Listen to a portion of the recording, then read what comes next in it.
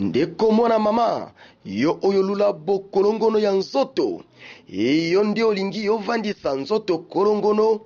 Voici un produit naturel, Maxi Bien-être, produit à base de plantes naturelles, restaure dysfonctionnement l'érectile de l'homme et redonne à votre corps l'harmonie et la santé. Pona bonzinga ya nzoto nanga, pona bokolongono ya nzoto nangai, nga na poni nanga, Maxi Bien-être. Maxi Bien-être en vente partout dans le monde. Vous habitez Kinshasa, vous habitez Belgique, vous habitez la France, vous habitez l'Amérique, vous habitez l'Irlande, vous voulez consommer Maxi, appelez-nous au numéro qui défile au bas de cet écran. Chers téléspectateurs, chers internautes, merci de vous savoir encore très nombreux en train de suivre votre émission préférée Millennium Réflexion. Comme nous vous le disons toujours, Millennium Réflexion est une émission sociale, l'émission qui vous permet de suivre des analyses et surtout des analyses de jeunes. Ici, nous analysons beaucoup plus avec le jeune. Pourquoi nous nous intéressons beaucoup plus à la jeunesse? C'est parce que c'est la jeunesse qui est l'avenir du pays et c'est la jeunesse qui est censée de prendre le relève. Si aujourd'hui, nous n'associons pas le jeune aux choses ou à la politique du pays, si nous n'associons pas le jeune aux problèmes de la société, demain, nous aurons un sérieux problème pour la succession. Voilà pourquoi comme Millennium, à travers son émission Millennium Réflexion, a bel et bien pensé à la jeunesse. Il faudrait, dans toutes choses, savoir ce que les jeunes pensent. Le point de vue de la jeunesse est toujours important parce que la plupart des gens qui manifestent quand il y a des problèmes sur les jeunes, oui, c'est peut-être parce qu'on ne leur donne pas la chance de s'exprimer. Leurs expressions ne sont jamais les bonnes. Devant la caméra, c'est toujours et encore votre humble serviteur Bello Belcam. Aujourd'hui, comme d'habitude, je ne suis pas seul, je suis accompagné de mes deux frères. Ce sont les jeunes, comme je le disais tout à l'heure là. Les jeunes, ils appartiennent à une structure. La structure en question, c'est l'association des jeunes pour le développement du Congo, une structure qui a pour siège dans la commune de Lumete. Oui, ce sont les jeunes de Lumete. Je vais vous laisser le temps de les découvrir. Bonjour. Bonjour, monsieur le journaliste. Oui, les téléspectateurs et chers internautes seront aussi ravis de te connaître. Oui, je réponds au nom de M. Ludovic Kembo. Je suis membre dans cette association ici à Lumete. Merci Ludovic Kembo et bonjour mon frère. Bonjour, je me nomme Rikani Makani, je suis aussi toujours dans cette plateforme. Alors nous sommes à Lumete, bonjour encore. Merci, nous sommes avec le jeune de Lumete, oui, et Zoka, mais comment on a découpé Lumete comme d'habitude, à Kinshasa, les gens ont une certaine vision, une certaine manière de voir les choses. Souvent on s'est dit, de revendications, de réclamations ne proviennent que dans des quartiers un peu minus, mais surtout, ce sont les jeunes les plus démunis qui revendiquent. Nous sommes étonnés de voir que moi, vraiment, moi, pas ces penza ma cassité, mais bon, mi côté ici, na ba réclamation, c'est dit à quoi? Oui, parce que nous sommes la jeunesse aujourd'hui, nous sommes devant la Kino, vu que Makambo et Zoleka, awa, nous sommes na partie na bisou. Qu'est-ce qui se passe? Oui, comme je vous annonce, aujourd'hui nous allons traiter ensemble avec mes amis une affaire vraiment sérieuse. Il s'agit de l'arrivée d'un combattant. Rex Kazadi. La présence de Rex Kazadi, ils ont semé terreur dans la ville province de Kinshasa pour ne citer que Kinshasa. Parce que Rex est maintenant à Kinshasa. Rex, qui est connu comme l'un des grands combattants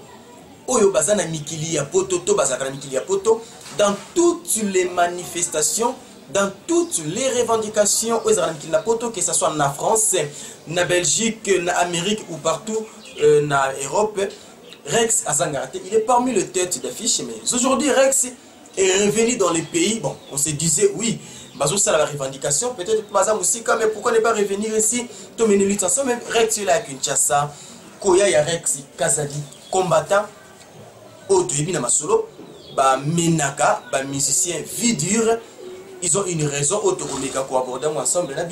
Non seulement les artistes et musiciens, mais il y a des hommes politiques qui sont à l'étranger. Et puis combattant. Maintenant, l'un de ces grands combattants, Rex Kazadi, a une Kinshasa Ndeko. Est-ce que pour Rex est le bienvenu ou il n'est pas le bienvenu à Kinshasa? En tout cas, il faut avouer, quant à moi, M. Rex Kazadi, vraiment, à mon avis, il est vraiment la bienvenue dans notre pays. Pourquoi dans notre plateforme, nous défendons toujours toutes ces préoccupations. Vous savez, les régimes en place, pour ne pas citer les noms, alors les choses qu'ils font vraiment ne nous met pas vraiment en garde. Oui, donc pour nous, Rex Kazadi a vraiment le bienvenu dans son pays. Ok, a vraiment bienvenu dans le cannabis. Ludovic Kikembo arrivé à Rex Kazadi à Kinshasa, ça fait la rage à Kinshasa. Il est le bienvenu ou place dans les sociétés qui ont revendiqué. Merci pour la parole. En tout cas, nous avons partagé même à Vina pour faire un hasard à côté. En tout cas, tous ces pays, il y a vraiment Rex Kazadi parce que la préoccupation dans le biseau et en tout cas toujours partager dans les mêmes préoccupations. Et ensuite, Makambo Nyon sur Tolanda qui est en tout cas, c'est plus en tout cas, juste en tout cas, tout c'est Rex Kazadi. Oui, Rex Kazadi est bel et bien accueilli ici à Kinshasa et surtout par ses frères combattants. Oui. Les combattants ne sont pas seulement les combattants de partis politiques, mais il y a aussi des combattants par idéologie. Les combattants juste parce qu'ils sont contre la manière dont les choses se font ici à Kinshasa et au pays dans sa généralité. C'est pourquoi on déconne à Kinshasa, Rex Kazadi à Zawana.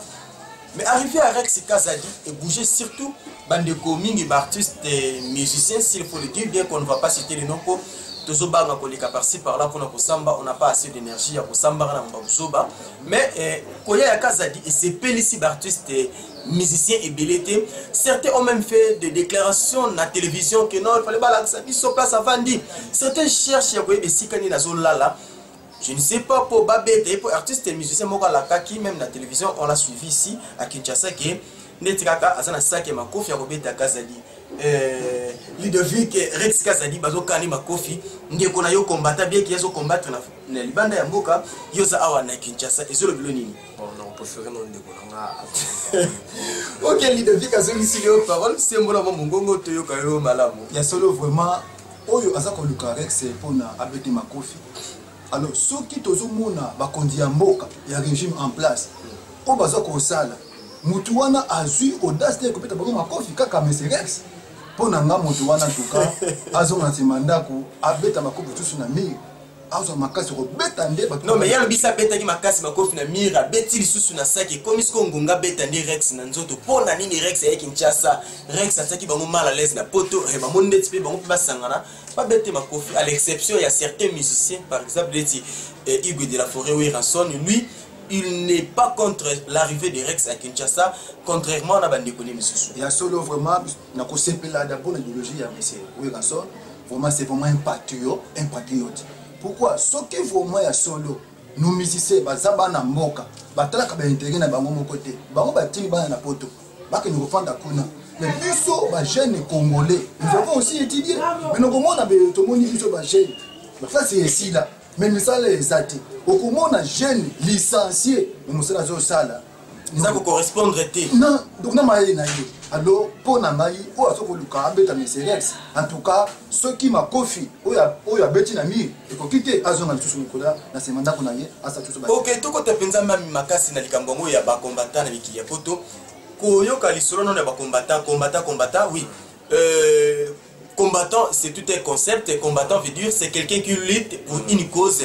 C'est quelqu'un qui combat pour une cause, une idéologie ou quoi. Donc, et aussi, j'ai un mot combattre. Les combattants, ça la lutte na bango na mikili et ya poto. Lutte au bango basalaka. To bandi na nous tourne on a deux aspects sur l'aspect culturel. Parce que lutte na bango El Bosso est touché par artistes et musiciens qui sont des acteurs culturels. Et en deuxième position, lutte na bango et ça pour toucher les acteurs politiques, tous les hommes politiques. Mais parlons d'abord des artistes et musiciens. Lutte, il y a des combattants Ludovic et pas il y a des musiciens et le Bilakayo Nini. Bon, en tout cas, on a sepelé Makasi Mingi pour la question. Au moins, ceux qui les lots combattants, parce que lutter plus que musique et bête en souche dans l'espace Schengen, il y a des causes. premièrement, bazo remarqué que les musiciens bazo quoi apporter et le côté na culture na biso. Au contraire, on écoute bazo bébi sa merci à beaucoup na biso. Comment?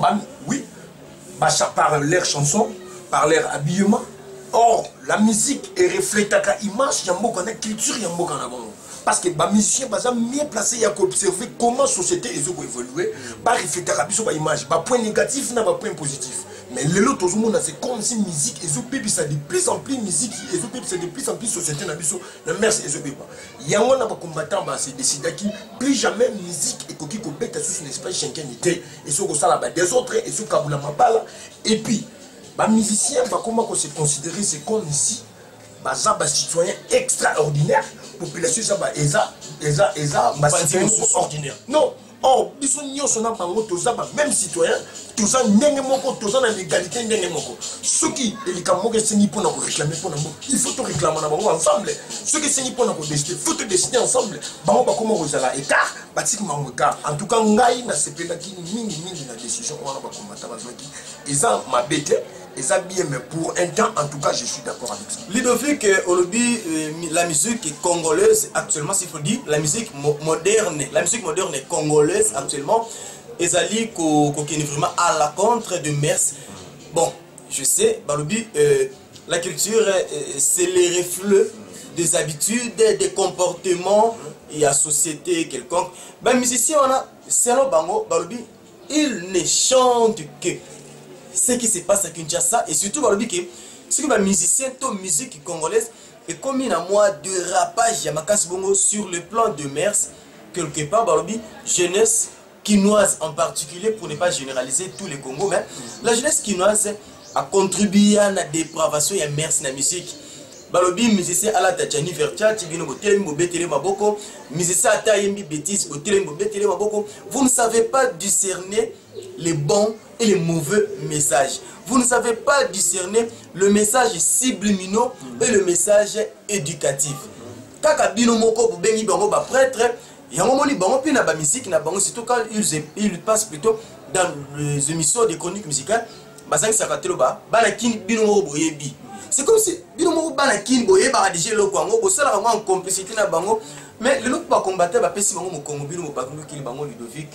Au moins tu ndeti kaka bo trahir les sous bango. Non, c'est pas la même idée. Peut-être trahison on a posté artiste et musicien pour à chaque fois la TV na ba musique émission ba chronique musicale ba bana kin bino moko boyebi bon bien qu'il généralise bana kin moi je suis quinois mais de pas bana boyebi ça non na yeba le côté OK na yeba nan le côté mais bana kin boyebi donc boyebi oyo bango bazo sala po bino nde botinda bango bana kin yango bango ba lobby eza bana kini o baza en particulier nyonso te ndenge ndeko na ngai mokambi olobi oza vraiment na keso même nga aza pe kinwa mais na kokote na idéologie na bango bana kin boyebi kin bakosaka te c'est que o ba olobese ya solo eza ya solo te eza ya solo te mpo na ngai nga tanke mwana kini na kokota na idéologie na ya bango te mpo na mwana kana miziki bazo kosala na kopesa exemple soki bakombata à mon avis nos diaspora bakenda poto banakala ma combattre la musique congolaise.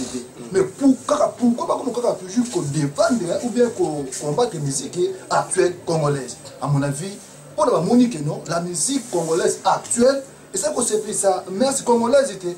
Alors, il y a un moment qu'on défendre ou bien parce que moyen que l'ongola, image ya mabe, il y a beaucoup de choses où il va miser parce qu'on véhiculer dans le monde. Ok, voilà. Quelque part, quand on a intervention, il y a monsieur le combattant Rex Kazadi. Dans ses déclarations, qui est aussi important, où il a attiré surtout notre attention ici à Kinshasa. Oui, la musique moderne, la musique congolaise moderne actuellement est d'une dépravation de Mers et il y a comme Mabatu, Libanda. Il y a notre originalité. Entre autres, nous savons la culture bantou en général et la culture congolaise en particulier. Et ça, côté l'exposition Yanzoto, l'exposition de la nudité est un tabou. Mais la musique congolaise actuelle, surtout la musique moderne, et l'exposition Yanzoto, Tobolumbu, commission on est quelque chose qui est à la in. Et comme ils attendent, et pour eux, ils attendent, ils ont autant à moitié nu dans la rue. Ils attendent, et comme ils ont insalité na banzembo na yo, ils attendent, et comme ils ont banzembo yo ba parents. ne sont plus à mesure ya kotala yango na salon na bana yango kozala na ta. À ce point là moi je pense que on doit quand même remettre les trains dans les rails pour éviter dérapage et continuer. Nous, notre génération, on peut le dire, nous sommes à 98% déjà perdus parce que tout ce que nous consommons comme produits culturels sur le plan musical ne favorise pas vraiment la croissance de notre culture. Mais de l'autre côté, le combattant Kazadi a encore évoqué quelque chose. Les artistes et musiciens congolais sont menacés à l'étranger rien que parce que est-ce que vraiment les devis qui koyembe bakonzamboka et qui peut kozala moko ya ba élément il faut bango ba telemela. Bon, au moins il n'a point au lobby koyembe la ba musicien non, les gens n'ont pas bêté koyembe la ba conduite au monde en États-Unis et ça la maramé. Tous en a dans le même espace politique té. Vous comprenez? Na moment nini o bango bazoyembe là. Est-ce que kala pour ni musique on a ba zenith na ba personne ko lembe banda ko boyango te kaka na moment o bazo boyango. C'est qu'il y a quelque chose où il faut tout traiter les arnaques. Vous comprenez le boyango. Kala ba banda ko boya musicien beta na Bercy te. Pour les banda ko boya beta na Olympia te. Pour les banda ko boya beta na Zenith te. C'est qu'il y a quelque chose il faut tout traiter les arnaques. Vous comprenez les cambo et ça la bango passe parce que dans les temps exemple tout petit exemple mo connaît Alpha Blondy a défendre rapport na mboka na exemple mo to kende o azaki na nini na Haïti. Michel Martelly, c'est un musicien. Et pourquoi pas Bango Bazan a même réalisé son bangoté? C'est ça, il y a un moment. Mais Bazo déclaré dans la TV Balobi, Bayemba Banzembo, la Tokufa pour le Congo, Bayemba Djuya Musée, Bayemba Banzembo, quand on va massacrer ça, les Makana Est, mais pourquoi vous avez tenu toujours rigueur de Konanga? Chacun a pas qui avant la Katane de Konanga Maloba. Bazo Yemba, Banzembo, Bayebi, qui est Bakonzambo, Kabaroté, ça va mon bon. Est-ce que si Bango Bayemba qui est non pour tout réviser la Constitution? Bayemba la neti to boy révision constitutionnelle Bayemba yango déjà.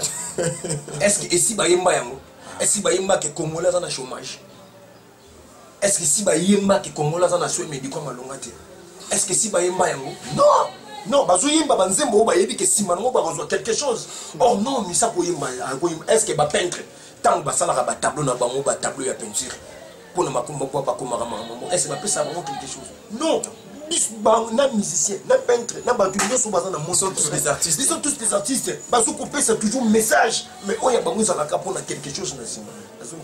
Oui, ndeko balobi artiste et musicien ngambolo ba mimina mukilika ba yembela ki ba politicien et surtout ba yembela ki ba konzi ya mboka pour ne pas citer un nom de père qui mbele la ndali sous na Congo. Boteni bonga rigueur pour ba yembela ki ba konza mboka et pourquoi? Est-ce c'est mauvais? En tout cas, pour nous, il faut qu'on ait Mboka en tant que patriote. Mais Bayemba to kufa pour la Congo, bien que bakufa te. Bien sûr, pour le Congo, voilà ça la bien. On va pas suivre les loges. Mais pour nous yemela ba akonzi. On me dit papa, tous à la bafan de politique était. Tous à la carte que au Lukambongo, au sana poche, au yembi intembo. Yembela nde intérêt ya mboka na yo. Ceux qui ont yembi pour la mboka na yo, wana pour na il y a franc-congolais. Tout coup pour la Congo, franc-congolais, Dieu ya musée. Wana vraiment en tout cas, tu peux dire maboko. C'est ça, il a fallu qu'il est toujours dans la lignée wana. Et non que boyembe la kaba individu. Donc pour ça la bineza ba ko moyemba rappelle que non population congolaise a ça la chômage. Bien sûr. Ba yepa ko studio yembi to boy révision constitutionnelle. OK, pour la bisu ba défendre ba cause constitutionnelle. Ceux qui ba konzia mboka ba kei à la contre ya loi. Ba mboka, ba yango. Est-ce que l'habité bon, ça on doit se le dire, nos artistes et musiciens, bon, ils ont leur façon de voir les choses. Vous avez été quelque part, on dirait Ngambu. Tout le bango vérité parce qu'il n'y a rien à cacher.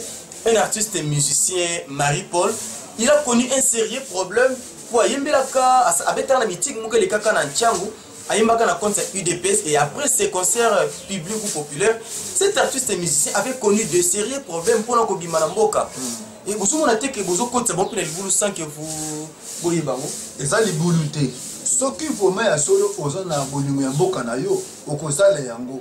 Malgré tout ça li Mboka démocratique RDC, mais pour na yanga idée on a kaka elongana yango.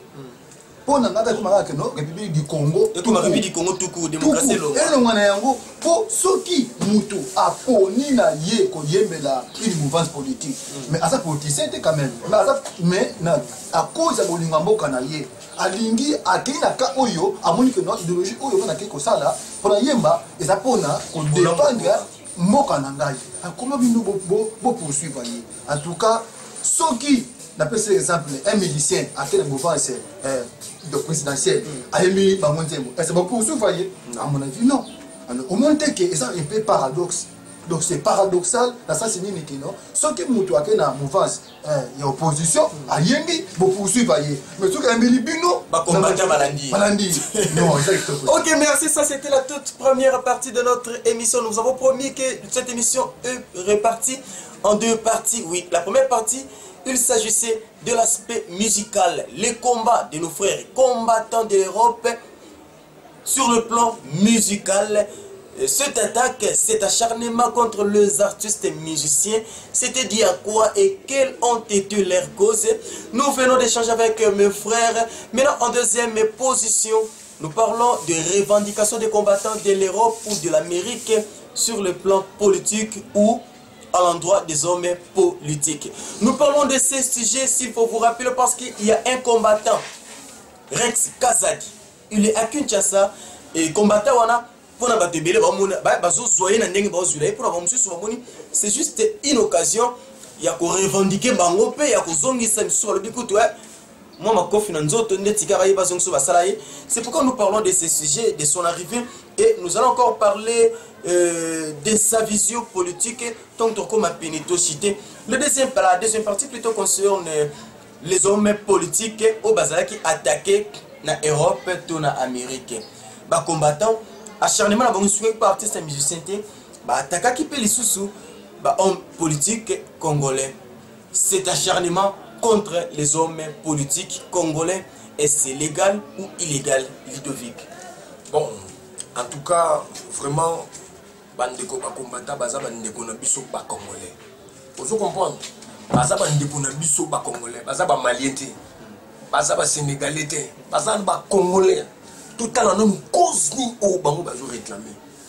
Vous comprenez? Et l'inga qui cause la mabe, ceux qui te disent que ba combattant ba s'inspirer le kola et le kolo ba Boko Haram. Ils sont prêts. Bazo fond la place la multinationale bazani. Baza peut capable de balo ba keno bo perception mindi que tout à bango. Ce n'est pas un mouvement qui est trop violent. Mais c'est les journalistes. Ouais. Et ça mouvement est violent. Mais pour l'attaque il y a homme politique na biso bon. Et ça quand juste biloko moi mike tout le monde peut être place homme politique mo ba kufaki. Qui te ko homme politique. Ezana quelques-uns basala qui tabassé et autour kotanga ba kombo to yebi na Kinshasa comme ce tangi kombo to kafoki mananda ku. Quelques-uns to so bango tanga ba kombo na bango po kande le gabon makasi. Basimba maki pe na nzoto. Basimba maki na nzoto revendication na bango vis-à-vis à ba politiciens est-ce légal ou pas? Bon, et ça qui juste kaka pour nako moni pour nako pesa message ça na ba forme belé. Na pesa exemple moko shokinga na yo to za na problème et qui na zo kane na yo. Na on na ko beta pe moi na yo. C'est un langage. Et ça message mon nazo de ngana tinda pa na yo. Que donc voilà j'ai un problème avec voilà j'ai un problème avec toi. Ya mo moni basala ki ngo pembeni ya ba politicien na biso c'est juste un message balancer un message moko ba bomiote mais c'est juste balancer un message moko boye tala situation to zo kende eza bien dit au bien ndem bozo diriger biso si vous le décidez quand même faut me makabiso dans de bonnes directions dans la direction bozo me makabiso est-ce que ça ya mo beza ya moté en tout cas ko beta bon agression corporelle tant qu'être humain n'a pas qui se plaint monter ou agresser mon ko beta mais pas na ngana mona ezaka message c'est langage mo ba nek ba donc message je ne sais pas les coffres mon zolo les coffres ne longi tout ça bon et surtout tata wana tata mukolo ma coffre wana moi ça m'avait vraiment fait peur la semble là mini pour naé que le mal ne lui arrive pas qui étant tellement bon il avait exaucé ma prière tata mazonga ki oui après moi ba soins médicaux azonga ki normal na zongi pera ngambu na yo ndeko na ngai ba acteur politique ba politicien biso congolais jusqu'à présent baza na problème sérieux na mikili ya poto c'est dit à quoi? Bon en tout cas monsieur les journalistes ceux qui ont politique na biso on mikili ya poto bazali ko beta mo et pas ba combattant pour na ngai ezali kaka ndenge ndeko na ngai alobi eza na cause ya ko défendre une cause ya intérêt ya mboka na bango attaque congolais balenda ka ba information médias internet parti par là bah le monde que non évolution ya mboka na bango ils ont se passer bango te na ko pesa exemple ceux qui sont na mutuka vous ko kende chauffeur alingi abeta na mi est-ce que ba client ba ko sepena ye ba ko sepena ye ba ko tombokela ye pour ceux qui akebeta na mi na ba client na ye na mutuka biso tout okozala endommagé. Alors soki ba combattre parce que beta ba protection na biso eza lokola chauffeur azokumba mutuka elongo na ba client alingi bato nyonso bakende ko tomber dans l'accident. Alors pour n'a pas commenter donc ce qui revient à dire que les chauffeurs bon tout ça la République démocratique du Congo to dessiner mon lokola mutuka to dessiner mon lokola mutuka to poni à la chauffeur yé tout on est yé te tiens le quoi chauffeur excusez-nous parce qu'on t'a choisi bon il tombe dans ce coincé juste yé wana te tiens le quoi chauffeur il est en train de nous conduire et bah combattant va sentir que déjà yé wana sa façon de conduire et ça m'a bien qu'il est chauffeur ils ont même biso na ravin to koko ya to kufa c'est ça et na place ba simba mbala mako chauffeur ba moni recevoir le quoi za pembeni na bango va s'apprendre na bango na recevoir ya solo même la Bible on le dit un peuple sans révélation un peuple sans vision c'est un peuple sans frein. Ceux qui vision ezate na mboka ceux qui ba conduit na biso baza na vision to kosuka wapi na ma njili et puis c'est exemple mutu reuti kingasani chauffeur kuna zoko kumba receveur na portière biso ba clé na kati et que vision chauffeur ezabete liboso so bo komi na pont supposons bo uti kuna na kingasani asuka bozo koya oya ni na pont ma njili bozo koya bo komi na abattoir bo kosuka na ma njili donc tant que tozo komona biso nga peut-être que client na kata mutuka na moni que non chauffeur azokende na près ko na ma njili na ko mais s'il faut n'y être frère na makaso na ko n'y être pour tout se sauver et ça vraiment ne moi. Bah le bien Isali Kabasov qui paie tous on a suivi le film Titanic et tu sort à Titanic tant au bateau ne zindaki en tout cas il y avait pas d'excuses il y a comme peut-être et bandiko balobi bazol ko connaître frère na makasi parfois bazo gangela moi chauffeur na musika recevoir le quoi za pembeni basimbi kana loboko ala musa chauffeur na yeki ça ne va pas. La RDC notre cher et beau pays eza kokende isiko eza kokende on a senti pas mal de choses et pas mal de vent où ils allaient frapper biso où ils allaient qui raison et va combattre ko beta ko simba ko ganga bon s'il faut le dire à haute voix ça ne faisait pas partie des objectifs de nos frères combattants ko ya ko beta. Nous savons tous que quand les groupes quand la troupe se réunit pour nous revendiquer il y a toujours quelques éléments où il y a caca, tout ça, beaucoup de non, tout bête, tout simba, tout ça là, marche pacifique, mais ça se fait toujours. On les voit même ici à Kinshasa, même quand certains partis du pouvoir se réunissent, mais la carte n'a pas encore injure, tout ça, il y a toujours des dérapages. Nous sommes contre tous ces dérapages, mais oui, ce sont des choses qui arrivent. Ce qui fait que certains parmi les combattants qui n'ont aussi pour la simba, tout ça, mais Rex Kazadi et à Kinshasa. Rex Kazadi veut postuler à la députation nationale. Est-ce sa candidature sera acceptée ou pas? Si oui, elle est acceptée, est-ce la population quinoise, ils vont facilement voter Rex Kazadi. Ludovic Kembo, point de vue. Rex Kazadi, aza nenga na lobaki aza maliente. C'est un droit civique. Bakmazo banga balobes ki akobete ma confité na kati ya parlement pour déjà na pota pe ndeti ma confité nini. Ba mouvement ya bongo na mboka feza laka. Rex Kazadi aza burkina bete, aza maliente, aza congolais nyonso aza na droit soki a CPI aza acha nini. Candidature a postuler candidature na député. À répondre kaka na ba critères. La ba critères c'est tout. Aza congolais nous croit ba congolais nyonso. Ceux qui même yon negonanga même negonanga za na mopanzi ceux qui dit que le acha députation mapeza est-ce que ça mon étranger aza congolais kwa ça non c'est un congolais azo respecter ba toi ya mboka na et sengi ka acha candidat pourquoi pas tout voter ceux qui sengi ki aza na ba kima les solide et que pour l'évolution ya mboka na où est le mal et le congo nazo se prendre na bango ezani eza mouvement wana o ezali concept wana ba bengi combattant faut ezana na mitu ya ba congolais nyonso. Et cette génération aux photos à la conscience de la réalité aux yeux de Kalamboka. En tout cas, il faut échapper mon tuté. Vous allez comprendre les logos. Ils sont juste photos à la conscience de ma déroulement et soit fonctionnement. En tout cas, pour les Cambo italiens, Rex Kazadi. D'accord. Mon frère, chance nous sommes ça les combattants Rex Kazadi. Nakati la procédure na ye ya dépôt de candidature. Chance nous pesier. En tout cas, en tant que jeune patriote, à ce qu'on peut ça, il y a besoin de Kazadi Rex, ma chance est belée. Pour nous, Rex a sali étranger. malgré sa diaspora mais azali congolais soki azongi na mboka na ye po apostuler po amoni ke esika oyo ezali approprié mpona kolobela bacongolais ezali na parlement yango azongi po amoni ke no alobaka yango mosika kaka na média na net amoni yango eza insuffisant il faut vraiment approcher bacongolais po bayoka ye. Alors mpo na nga tomoni meme nzambe ava mpo na mokili ebika akitaki awuti likolo ayaki na se mpo na kosauve bato oyo akela rexe mpe lokola nzambe lokola yesu aye na mokili mpo na alobela bacongolais. Alors mpo alobela bacongolais amoni esika motu ye ezali na parlement. Alors pourquoi pas toboya ye aza mwana mboka soki aréuni bacondition oyo constitution epesi ou bien loi électorale epesi totika ye topesa ye chance. Attaque jeune, topé ça, mais c'est chance à lever la biso. Pour tout le monde, mingi va qu'on a parlement, va lever la biso. Eh bien, écoute, ma côté du parlement a film, mais depuis ma côté bien film, on a parlement on va chicota puis attends mon côté. En tout cas, depuis ma côté parlement a chicote, n'habite chicote, on va botola et on va nanyo to, réellement côté nango. Chers téléspectateurs, vous qui nous suivez surtout en direct www Congo Millennium.